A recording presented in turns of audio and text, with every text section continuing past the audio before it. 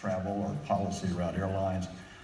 So he'll be required to learn what the issues are, and it'll be very important that he have someone appointed as the Secretary of Transportation who understands those issues.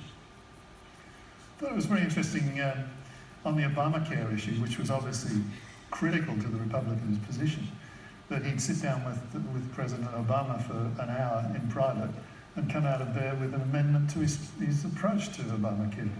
And is that indicative of the way he's going to flip-flop?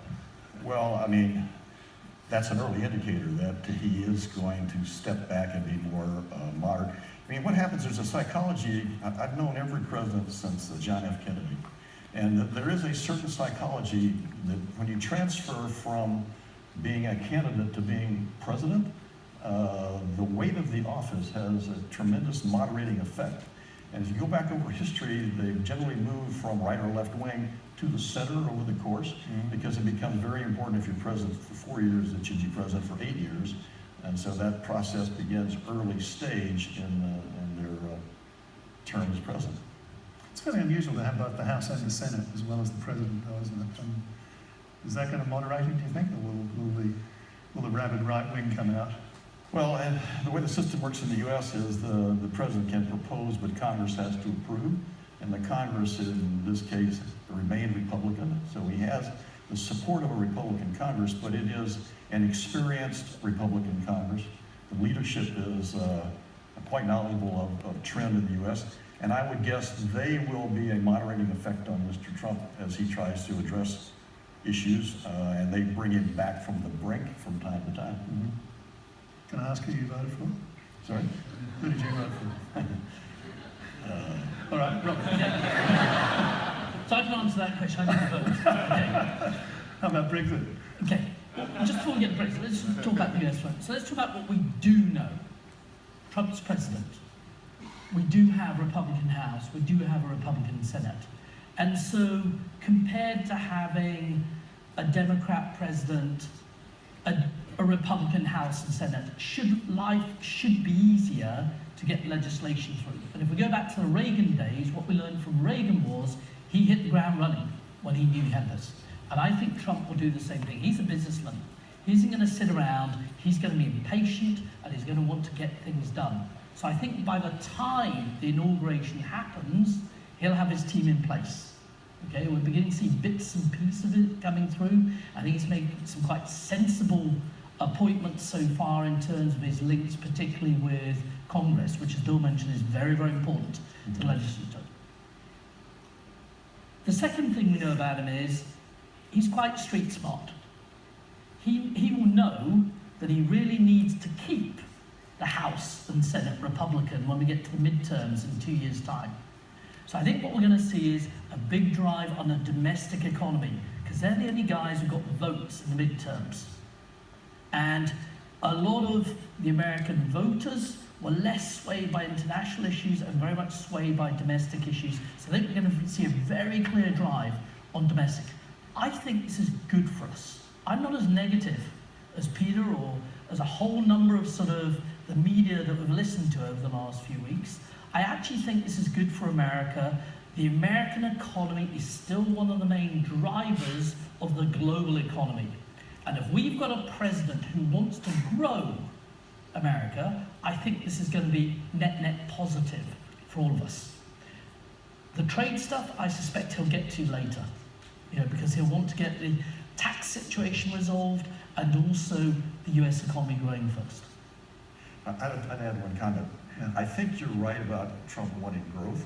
The concern you have, based upon the programs he discussed during his campaign, would be significant additional debt and significant potential for inflation.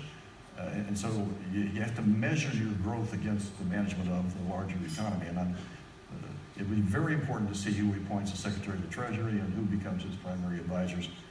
You mentioned Ronald Reagan. Reagan, if you look back at it, had probably the most powerful cabinet of any president in the last 4 years. He knew what he knew, and he knew what he didn't know. And he was able to attract people who had the ability to fill in the blanks. I mean, like George Shultz and Jimmy Baker and the whole people we haven't seen in Washington since. Do you think Trump knows what he doesn't know then? Robert, what about, I mean, So you remember as well, the bigger the party, generally the bigger the hangover. So Yeah. Bill's right. My belief is the first 2 years will be good. It's after that is potentially where the concern comes in. Right. Sorry, Phil. Looking at it from this end, though, from the perspective, what's your feeling in Asia of the different reactions of the governments you're involved with? Okay, well, I think, first of all, put aside the governments, let's look at how the markets have reacted. You mentioned the Aussie dollar. If people have been watching the Indonesian rupee, the Indonesian rupiah, the Indian rupee, the Malaysian ringgit, all of them have been under pressure since they elected Trump as president. So it's very interesting that we've got two things going on. We've got what Trump is really doing, and we've got what people think he may do. And I think it's the latter which is driving markets at the moment, because some of these responses are totally irrational. Also, look at the US dollar yield curve. The LIBOR end of the yield curve hasn't moved since the election. However, if you look at 10-year treasuries, we're up 30% in 11 days. So the yield curve has steepened quite significantly. So there's no doubt, we need to watch what the markets think as well as what's actually going on the political side. That was an expectation, wasn't it, even before the election, that something was going to happen with bonds, that yield curve was going to steepen very quickly and catch a lot of people out. So is this But the question really is, just... does it stay now? If you're sitting in the US Treasury, you've got to worry what's going on with interest rates also in the Eurozone and in the yen. And those are not moving up in the same way. And so at some point, there's going to be a day of reckoning where people are going to say, well, actually, US dollar rates have gone up too far compared to these other currencies. But this is going to drive some volatility over the next few months as we get to that point where markets settle down again. Yeah, we've been controlling an airline in Mexico, and so we've watched what happened there. And it was, we can say what we want to say, but at the end of the day, the practical impact of that was a devaluation of the peso, a dramatic devaluation of the peso, and a walk away from all of the major Mexican stocks. And that's an unintended consequence of this process. And as I look at the world, I mean, you mentioned Latin America, but I think the area that we are most cautious about is Europe. Because you do have the immigration issues in Europe, you do have the right side of the political process beginning to gain more control. Brexit has put pressure on the EU. Merkel is less steady in her position today than she was 2 weeks ago.